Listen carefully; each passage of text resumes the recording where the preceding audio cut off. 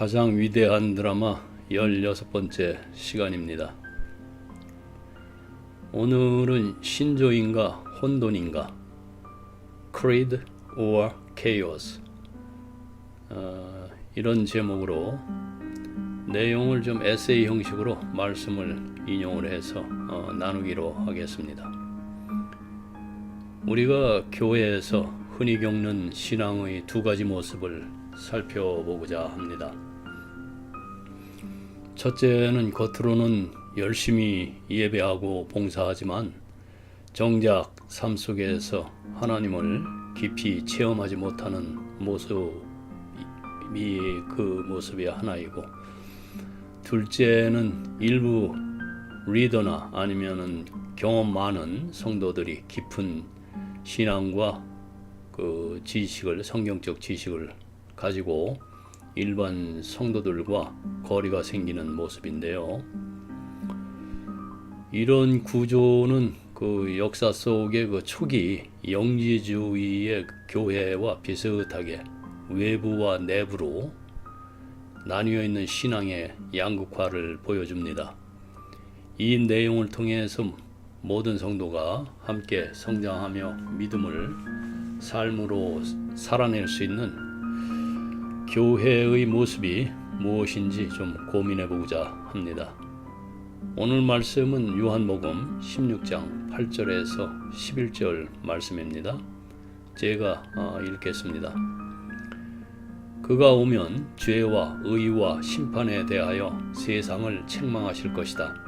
죄에 대하여는 그들이 나를 믿지 아니하기 때문이요, 의에 대하여는 내가 아버지께로 가서 너희가 다시 나를 보지 못하기 때문이요, 심판에 대하여는 이 세상의 임금이 심판을 받았기 때문이니라. 네, 아멘. 오늘 본문은 성령의 그 사역을 통해서 예수 그리스도의 십자가 사건을 조명하는 말씀입니다. 죄에 대하여라는 것은 성령은 예수를 믿지 않는 것이 참된 죄임을 밝히십니다. 죄는 단순한 도덕적 실패가 아니라 하나님의 아들을 거부하는 불신입니다. 의에 대하여는 예수께서 아버지께로 가시는 것은 그분의 의가 완전히 입증된 사건이며, 성령은 이 의가 우리에게 전가되었음을 증거하십니다. 그리고 심판에 대하여는 세상의 임금, 곧 사탄이죠. 사탄은 이미 십자가에서 심판을 받았고, 성령은 이 승리를 우리 안에 확증하신다는 말씀입니다. 즉, 성령은 우리 안에서 예수 그리스도의 복음을 실체로 깨닫게 하시며 세상의 기준이 아닌 하나님 나라의 진리를 드러내십니다. 이 본문은 단순한 도덕적 교훈이 아니라 복음의 전환점을 선언하는 말씀입니다. 그래서 성령은 세상의 기준을 해체하고 예수 안에서 새로운 정의를 세우십니다. 성도 여러분, 오늘 우리가 깊이 생각해야 할 중요한 주제가 기독교의 그 방향성에 대해서입니다. 좀 무거운 주제인데, 그러나 이러한 인식이 여러분 안에 있어야 할 것입니다. 그것은 바로 기독교 신학과 교리의 그 절대적 중요성 때문인데요.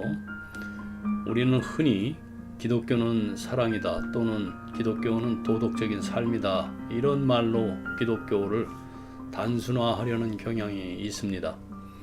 물론 어떤 한 부분을 그 하나님의 성품 가운데 하나를 이렇게 부각하기 위해서, 강조하기 위해서 그런 부분들을 이제 이렇게 대두시킬 수가 있지만은, 그렇게 사랑도 도덕도 기독교의 열매이죠. 그러나 그것이 기독교의 뿌리는 아닙니다. 만약 우리가 신학의 근본에 입각한 확고한 토대를 갖추지 못한 채 단순히 기독교 도덕성만을 강조한다면, 그렇다면 성경은 쓸모없습니다. 다른 도덕책이 더 좋은 것들이 많습니다. 그리고 그것은 쓸모없는 것보다 더 나쁜 결과를 가져옵니다. 왜냐하면 도덕은 언제든지 다른 철학이나 세상 사상에서도 발견할 수가 있기 때문이죠. 기독교의 도덕성은 교리와 그 신학이라는 뿌리에서만 온전한 힘을 얻습니다. 그 신학적인 체계가 훈련되지 않고 그러한 지식이 결여된 사람들이 말씀을 전한다고 해석한다고 한다면 그것은 상당한 문제가 많습니다. 그래서 그런 곳에는 될 수 있으면 여러분들이 합석을 하지 않는 것이 좋겠습니다. 그러므로 교리가 중요하지 않다 이렇게 말하는 것은 그건 명백한 거짓말입니다. 교리는 중요하지 않은 것이 아니라 오히려 엄청나게 중요합니다. 성경이 증언하는 교리는 단순한 지식의 나열이 아니고 우리의 믿음을 지탱하는 기둥입니다. 하나님 나라를 세워가는 초석입니다. 만일 우리가 교리를 무시한다면 결국 기독교 신앙은 감정적인 종교, 그러니까 일시적인 위로에 불과한 것으로 전락하게 될 것입니다. 그렇게 되면은 사이비 종교나 마찬가지가 되는 거예요. 여러분들은 세상은 기독교를 느낌의 종교로 이렇게 오해하고 있죠. 질문하는 것들을 보면은 기독교가 단지 그 눈물을 흘리게 하고 위로를 주고 마음을 따뜻하게 하는 정도라고 생각한다면 그것은 기독교를 치명적으로 왜곡하는 것입니다. 물론 기독교는 감동을 줍니다. 그러나 그것만으로 끝나지 않는단 말이에요. 우리는 기독교가 무엇보다도 우주에 대한 그 합리적 설명이라는 사실을 강조해야 합니다. 여러분들이 알고 계셔야 돼요. 하나님께서 창조하신 세상과 인간, 그리고 죄와 구원, 역사와 미래, 이 모든 것을 설명할 수 있는 가장 합리적이고 완전한 체계가 바로 기독교 신앙과 그 교리 안에 있습니다. 그런데 만약 우리가 기독교를 단순히 따뜻하고 막연한 이상주의적 꿈으로 제시한다면 그것은 참된 희망을 주지를 못합니다. 사람들을 위로할 수 있을지는 모르지만 영혼을 구원할 수는 없죠. 기독교는 결코 쉬운 길이 아닙니다. 오히려 어렵고 힘들고 엄격하며 때로는 우리 삶을 송두리째 뒤흔드는 아주 무거운 진리입니다. 그것은 우리의 마음을 안락하게만 하는 것이 아니라 때로는 불편하게 하고 도전하게 만들고 십자가의 길로 이끌어갑니다. 기독교는 극적이고 타협 없는 그런 현실주의에 깊이 젖어 있습니다. 그것은 우리의 죄를 정면으로 드러내고 또 동시에 하나님의 거룩한 은혜를 강력하게 선포하기 때문입니다. 그런데도 우리는 종종 큰 착각에 빠지는데요. 마치 모든 사람이 이미 기독교가 무엇인지 잘 알고 있고 그저 조금의 그 격려만 있으면 말씀대로 살 수 있을 것이라고 생각하는 것인데요. 그러나 이것이야말로 아주 그 치명적인 자기 기만입니다. 냉정한 사실은 이렇습니다. 우리가 살고 있는 이 나라가 스스로를 기독교 국가라고 부르지만 실제로는 100명 중 1명도 교회가 하나님에 대하여, 인간에 대해서, 또 사회에 대하여, 그리고 무엇보다도 하나님의 아들 예수 그리스도에 대하여 가르치는 바를 제대로 알지 못한다는 것입니다. 성도 여러분, 이것은 우리에게 참 무거운 도전입니다. 기독교 신앙을 단순히 문화적인 배경으로 아는 것이 아니라 참된 교리와 진리를 깨달아야 합니다. 즉 진리를 깨달아야 된다는 얘기인데요. 우리의 신앙은 감정적인 위로가 아니라 신학적이고 교리적인 토대 위에 세워져야 합니다. 그래야만 흔들리지 않는 믿음을 가질 수 있고 여러분들이 그렇게 원하는 이 세상 속에서 참된 빛과 소금의 역할을 감당할 수가 있습니다. 그러므로 오늘 우리가 붙들어야 할 결론은 분명한데요. 교리가 없는 도덕은 공허합니다. 감정만 있는 신앙은 아주 위험하죠. 그러나 교리에 기초한 신앙만이 그 참된 구원과 참된 소망을 줍니다. 우리가 이 진리를 깊이 붙들고 살아갈 때 세상은 비로소 기독교가 무엇인지 그리고 예수 그리스도가 누구이신지를 볼 수 있을 것입니다. 성도 여러분, 혹시 제가 오늘 말씀드린 것이 지나치게 과장되었다고 생각하신다면은 그 실제 현장에서 오늘날 사역하시는 그 목사님들이나 그 병영 그 선교 사역자들에게 물어보세요. 그분들은 우리 신앙의 현실을 가장 잘 알고 있습니다. 오늘 그 한국인 커뮤니티 혹은 그 한국 사회 속에서 지적이고 그 교리적으로 훈련된 그 소수의 그 성도들을 제외하면 우리가 마주하고 있는 사람들은 크게 세 부류로 나눠지는데요. 여러분들이 어떤 부류에 들어가는지 한번 좀 생각을 해보세요. 물론 첫째 부류는 아닐 것입니다. 그 첫째가 기독교를 전혀 알지 못하는 사람들입니다. 이들은 기독교에 대해서 뭐 들은 이야기라고는 그냥 그 어린 시절에 그 성탄절에 잠깐 들었던 그런 성경 이야기나 아니면 세상 속에서 왜곡된 그 신화적 조각들을 섞어 놓은 정도이죠. 다시 말해서 성경의 진리를 제대로 배우지 못한 채 기독교를 일종의 그 전설이나 아니면 옛날 이야기쯤으로 생각하는 그런 솔직한 불신자들입니다. 둘째는 교회에는 다니지만 무지한 상태에 머물러 있는 신자들인데요. 이들은 예수님은 착하신 분이야, 예수님은 사랑만 가르치셨어, 뭐 이 정도의 막연한 인식 속에 머물러 있습니다. 그래서 기독교를 단지 부드럽고 온화한 윤리나 아니면 막연한 그 인본주의적인 가르침으로 오해를 하는데요. 문제는 이런 신앙이 매우 허약하다는 데 있습니다.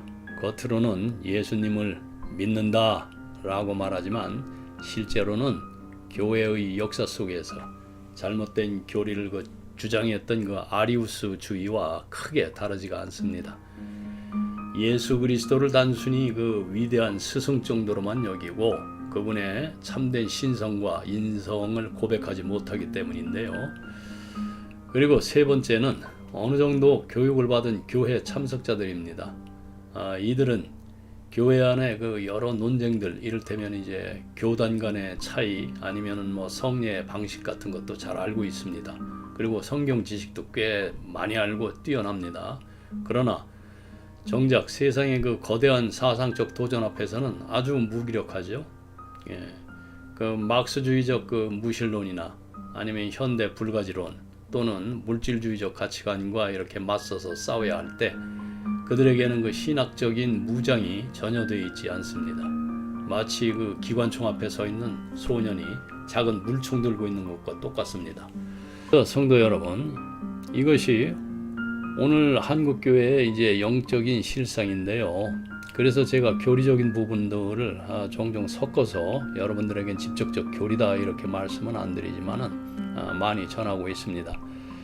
우리 사회는 겉으로는 종교의 자유, 뭐 종교적 관용을 말하지만 실제로는 어찌 보면은 신학적 기준이 무너지고 무엇이 진리인지조차 그 분간하지 못하는 종교적 혼돈 상태에 빠져 있습니다. 저 샌프란시스코 위쪽에 있는 그 자유신학의 그 신학교에서는 예수 그리스도가 뭐 하나님이 아니라고 또 가르친다고 그러고 거기에서 수백 명씩 지금 안수를 받고 목사 안수를 받고 또 쏟아져 나옵니다. 이런 사람들이 과연 강대상에 있으면 무엇을 전할 수 있겠습니까? 이러한 혼돈은 결국 이성으로부터의 그 도피로 이어지고 사람들 마음속에 참된 희망을 죽이고 있는 거죠. 그러나 동시에 우리는 그 소망의 징후도 있습니다. 특별히 그 젊은 세대 안에서 그 흔들리지 않는 진리를 찾고자 하는 그 강렬한 갈망이 소수이지만 일어나고 있습니다. 그들은 그 공허한 감정이나 모호한 이상이 아니라 인생을 전적으로 걸어볼 수 있는 확고한 신조와 믿음을 찾고 있습니다. 이 갈망에 우리가 응답해야 합니다. 교회가 분명하고 강력한 신학과 교리로 이들을 세워줘야 합니다. 그래야만 이 땅의 다음 세대가 흔들리지 않는 믿음으로 세워질 것입니다. 이 혼돈의 시대는 여러분 사실 교회에 있어서 커다란 기회가 될 수도 있습니다. 왜냐하면 지금 많은 사람들이 귀를 열고 진리를 들을 준비가 되어 있기 때문이죠. 교회가 결단만 한다면은 오늘은 교회가 지난 200년 동안 경험하지 못했던 그런 강력한 위치에 서 있을 수 있는 때입니다. 왜 그렇죠?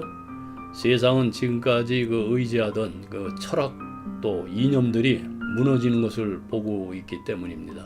그 인본주의 또 자기중심적인 합리주의 그리고 인간 스스로 발전할 수 있다고 믿었던 그런 어떤 기계적 진보의 사상은 이미 깊은 상처를 입고 흔들리고 있습니다. 그 흔들리는 이빨과 같이 돼 있어요. 한때는 교회와 그 적대적인 관계에 있던 과학조차도 이제는 그 적대감이 실제보다 훨씬 과장된 것이었음이 이제 드러났죠. 또 사람들에게 희망을 준다고 말했던 그 자유, 방임주의의 낙관적인 교리도 이제는 완전히 신뢰를 잃어버렸습니다. 신학은 하나님을 향한 사랑으로, 이웃을 향한 정의로, 그리고 인간을 향한 위로로, 그리고 진리를 향한 겸손, 즉 예수 그리스도로 귀결되어야 합니다. 그러나 여러분, 우리가 주의해야 할 것이 있습니다. 교회가 이런 시대적 기회를 놓치고 그저 개인적인 경건만 강조하거나 단순히 기도하라, 기도하면 된다라는 그런 식, 아니면 복 받는 것에 환장해 있는 그런 말만 반복한다면 세상은 변하지 않습니다. 물론 기독교가 세상을 변하게 하기 위해서 존재하는 종교는 아닙니다. 그러나 물론 기도는 중요하죠.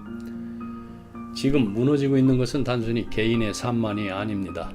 지금 위기에 처한 것은 사회 전체의 구조입니다. 지금. 따라서 우리가 이런 위기의식을 좀 가져야 되고 이러한 사회적 현실을 직시할 줄 알아야 합니다. 네. 그리고 사람들에게 이렇게 설득할 줄도 알아야 됩니다. 여러분이 살고 있는 사회의 그 구조와 기독교의 신학적 교리 사이에는 매우 중요한 연결이 있다는 것. 교리를 버리면 사회도 무너지고 진리를 붙들면 사회도 바로 설 수 있습니다. 이 사실을 알려주고 가르치는 것이 지금 교회의 사명입니다. 즉 여러분들의 사명이란 말입니다. 여러분들이 체계적이고 논리적으로 설명은 못한다 하더라도 이러한 사실들을 여러분들이 인지하고 이해하고 있어야 된단 말입니다. 그러나 안타깝게도 오늘날 교회가 맡은 사명은 결코 쉬운 일이 아니죠. 왜냐하면 그 평신도와 목회자를 포함한 많은 기독교인들이 신학적 문제를 깊이 다루는 것 자체를 좀 기피하고 있기 때문입니다. 어떻게 보면 또 거부한다고 봐야 돼요. 그러니까 신학 같은 거는 필요 없고 그냥 좋은 종교만 있으면 된다는 이런 말과 생각은 이미 오래전부터 사람들에게 매력적인 구호가 되어 왔습니다. 은연중에. 그래서 많은 이들이 신학 없는 종교, 이것도 충분히 의미가 있을 것이라고 이렇게 착각하면서 쉽게 받아들여 왔는데요. 그러다 보니까 이단들이 득식을 거립니다. 하지만 저는 분명히 말씀드리고 싶습니다. 아무리 이 말씀이 불편하게 들린다 하더라도 여러분에게 오늘날 교회가 세상으로부터 불신을 받는 이유는 신학에 대해서 지나치게 고직스럽기 때문이 아닙니다. 오히려 반대로 그 신학으로부터 멀어졌기 때문, 도망쳤기 때문입니다. 교리가 부담스럽다고 외면하고 또 신학을 어렵다고 피하면서 교회의 그 뿌리가 약해졌는 것인데요. 여러분, 역사 속에서 그 로마 캐톨릭 교회가 왜 여전히 그 사회적 영향력을 유지할 수 있었는지 한번 생각을 해보세요.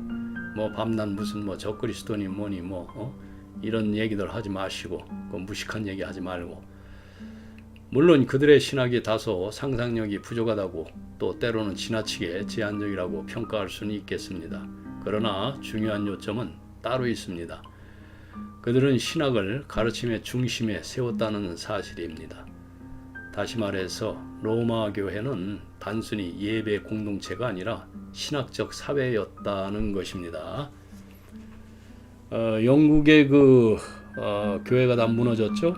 영국 국교회를 보면서 배워야 할 교훈이 있습니다. 영국 국교회는 전체적으로 신학적 기초 위에 세워지지 못했기 때문에 결국 교회의 영향력이 약해지고 세상으로부터 존경을 잃었고 또 사회적으로도 중요한 역할을 제대로 감당하지 못했습니다. 오늘날 한국 사회의 교회는 지금 소위 말하면 원로들이라는 사람들, 이 사람들 참 문제가 많아요. 현재는 일부 잉글랜드 지역 국교로 영국 국교는 이어지고 있는데 국교 지위 폐지에 대한 논의가 일부 제기되고 있기도 한 또 상황이고요. 이러한 사실은 오늘날 한국 교회의 모습과도 크게 다르지 않습니다. 겉으로는 교회가 많고 성도 수가 많아 보이지만 실제로는 신학적 기초가 약화되고 있죠. 교리와 진리를 깊이 배우려는 노력은 점점 줄어들고 감정에 호소하는 그냥 찬양 가사를 보면 교리적으로 맞지 않는 것들이 참 많습니다. 대신에 눈에 보이는 성과 또 교회의 외형적인 성장 프로그램과 이벤트 중심의 활동 이런 것들에 치우치고 있고 그러다 보니까 이제 교회가 세상 속에서 던져야 할 본질적인 질문과 답을 주지 못하고 사회로부터 또 신뢰를 잃고 있죠. 네. 반면 가톨릭 교회는 신학을 중심에 두었기 때문에 내부적으로는 일정한 질서와 규율을 지켜왔고 사회로부터도 여전히 일정한 존경을 받고 있습니다. 우리가 그들의 교리를 모두 옳다고 말할 수는 없지만은 그들이 신학을 붙들었기 때문에 교회가 사회 속에서 무게 있는 목소리를 낼 수 있었던 것이 사실입니다. 저는 올바른 신학을 말하고 있는 것입니다. 무슨 민중 신학이니 어쩌느니 이런 토속 신학이니 이런 거 말하는 거 아닙니다. 여러분 오늘 한국 교회가 회복해야 할 것이 바로 신학적 뿌리라는 것 그리고 교리를 가볍게 여기고 단순히 좋은 분위기의 종교 생활만을 추구한다면은 한국 교회나 영국 국교회 같은 그런 길을 걸을 수밖에 없습니다. 하지만 우리가 진리 위에 다시 서고 교리와 신학을 붙들 때 한 사람이라도 교회는 다시 세상 속에서 존경받는 공동체가 되고 하나님의 진리를 사회 속에 선포할 수 있을 것입니다. 이것이 바로 교리가 중요한 이유입니다. 신학을 외면하는 순간 교회는 힘을 잃습니다. 그러나 신학을 붙드는 교회는 흔들리지 않고 세상 속에서 영향력을 발휘할 수가 있습니다. 오늘 두 가지 좀 말씀을 드리고 싶은데요. 첫째, 우리가 정말로 기독교적인 사회를 원한다면 반드시 기독교를 제대로 가르쳐야 한다는 것인데요. 그런데 기독교를 가르친다는 것은 단순히 성경 이야기를 전하는 것으로 끝나지 않습니다. 교리를 가르치지 않고는 진짜 기독교를 가르칠 수가 없습니다. 교리를 빼고 기독교를 설명하려는 것은 뼈대를 빼버린 채 사람의 몸을 세우려는 것과 똑같습니다. 그리고 두 번째가 지금 이 시대가 특별히 귀 기울여야 들어야 할 중요한 교리들이 있습니다. 사실 이 교리들은 교회가 오래전부터 붙들고 있었지만은 오늘날 대부분 잊히거나 잘못 해석되었는데요. 그러나 만약 이 교리들이 정말 참된 것이라면 그것들은 혼돈 속에 빠져있는 이 세상을 다시 붙들어 줄 수 있는 인간 사회의 합리적 구조의 초석이 될 것입니다. 그래서 저는 이 교리들의 필요성을 먼저 설명하면서 좀 이야기를 시작하려고 합니다. 이 시점에서 우리가 직면한 질문은 이것입니다. 그러니까 신조, 그러니까 교리를 붙들 것인가 아니면 혼돈 속으로 빠져들 것인가. 여러분, 기독교가 그저 조금은 도덕적인 행동을 장려하고 사람들이 희망을 품도록 돕는 정도의 종교에 불과하다면은 그것은 세상이 변화될 수가 없습니다. 기독교는 단순한 그렇게 착하게 살아라 그런 가르침 그 이상이어야 합니다. 일전에 논문을 하나 봤는데요. What is missing in the 21st century church? 라는 그 논문이 있었어요. 21세기 교회가 무엇을 잃었나 뭐 그런 주제를 다루면서 교회의 그 당면한 이분법적 사고에 대한 그 통찰을 전했는데, 그 글에서 교회가 왜 오늘날 사람들의 삶 속에서 영향력을 발휘하지 못하는지를 지적을 했어요. 그것은 바로 신학적 혼란 때문이었다. 물론 이 논문을 읽어보고 난초의 그 개인적인 소감입니다. 그래서 저는 이렇게 말하고 싶습니다. 칼뱅주의가 됐건 토마스주의가 됐든 새로운 그 독단주의가 계속해서 등장하고 있지요. 즉 시대가 바뀌어도 그 독선적 사고는 다른 얼굴로 다시 등장한다는 말입니다. 그런데 문제는 이런 논쟁이 신학자들에게는 아주 재미있죠. 네? 그러나 평범한 성도들에게는 아무런 의미가 없다는 것입니다. 오히려 사람들은 교회가 왜 이토록 분열되어 있는지, 왜 끝없이 신학적 차이로 갈라지는지 아주 혼란스러워합니다. 오늘 저는 그 한 가지 중요한 사실을 이제 말씀드리는데, 교회 안의 그 분열과 논쟁은 단순한 내부 문제를 넘어서 미국이든 한국 교회이든 간에 그 사회 속 기독교적 영향력에 아주 심각한 위협이 되고 있습니다. 솔직히 고백하면은 이것은 단순히 새로운 논쟁이 아니라 오래된 신앙과 교리를 다시 돌아보고 이렇게 확인해야 한다는 그 움직임의 요청입니다. 그 한국 교회에서도 그 일부 평신도나 목회자들은 이런 신학적 논쟁이 일반 성도의 삶과 무관하다고 생각할 때가 있습니다. 하지만 여기서 중요한 질문이 있습니다. 교리가 삶과 관련이 없다면 과연 무엇과 관련이 있겠어요? 종교적 교리는 결국 우리의 삶과 그리고 나아가서 사회, 공동체 그리고 하나님이 창조하신 세상 질서와 관계되어 있습니다. 그것이 우리들의 세계관이고 가치관이에요. 만약 일부 목회자가 교리를 단순히 신학자들의 그 머리싸움 정도로 여기고 교리가 사람들의 삶에 영향을 미치지 않는다고 내팽개친다면은 그 회중이 무지해지고 혼란스럽고 지루하게 느끼는 것은 당연합니다. 그러나 실제로 교리와 삶은 분리될 수가 없습니다. 교리를 통해서 우리는 삶의 올바른 기준을 배우고 또 어려움 속에서도 흔들리지 않는 그 믿음을 세워야 합니다. 평화와 그 진정한 그 안정은 공허한 이상이나 단순한 그런 어떤 윤리적 반발에서 오지 않습니다. 그러니까 여러분들이 마음이 평화되기를 참 많이 바라죠. 그 예를 들어서 일제 그 강점기에 신앙인들이 순교와 고난 속에서도 그 민족과 신앙을 지켜낸 것처럼 한국 교회 역시 그 교리와 신앙의 원칙을 삶 속에 적용할 때만이 진정한 그런 사회적 영향력과 우리가 평화를 세울 수가 있습니다. 우리의 내적 평화는 물론 사회적인 평화도 마찬가지입니다. 단순히 교회 안에서 좋은 분위기나 친목만을 추구해서는 충분하지가 않습니다. 우리는 교리는 삶을 안내하고 사회 속에서 하나님의 질서를 세우는 근본 기준이 되어야 한다는 것을 우리는 인정을 해야 합니다. 여러분, 우리가 교회를 다니다 보면은 이런 모습들 자주 보게 되죠. 겉으로는 열심히 예배하고 봉사하는데 정작 삶 속에서 하나님을 깊이 경험하거나 이해하는 데는 소홀한 경우가 있는 것. 그리고 또 하나는 반대로 일부 소수의 그 리더나 경험 많은 성도들이 깊은 신앙과 영적 지식을 독점하면서 일반 성도들과는 또 거리가 생기기도 하죠. 이 모습은 이게 꼭 마치 초기 그 영지주의와 비슷합니다.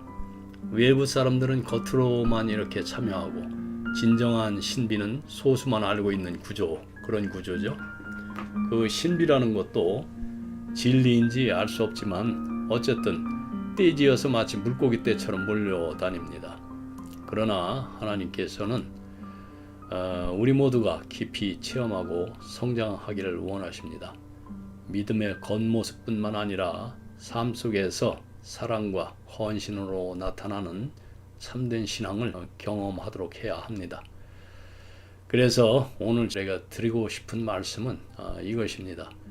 겉으로 보이는 그 신앙에만 머물지 말고 하나님과의 관계 속에서 모든 성도가 함께 성장하면서 진정한 믿음을 삶으로 살아내는 그런 공동체가 되어야 한다는 것입니다. 그것을 위해서 우리는 교리를 올바르게 알아야 됩니다. 오늘 그 제목이 신조인가 혼돈인가, 이에 대한 내용으로 한 3회 정도 더 시간을 갖고 앞으로 나가야 될 그러한 공동체가 어떤 것이며, 또 성경 교리를 피상적이 아닌 안정된 지식으로 여러분의 신앙의 기초가 되도록 하기 위한 내용으로 아마 지속적으로 이어질 것입니다. 오늘은 여기까지 하겠습니다. 기도하겠습니다.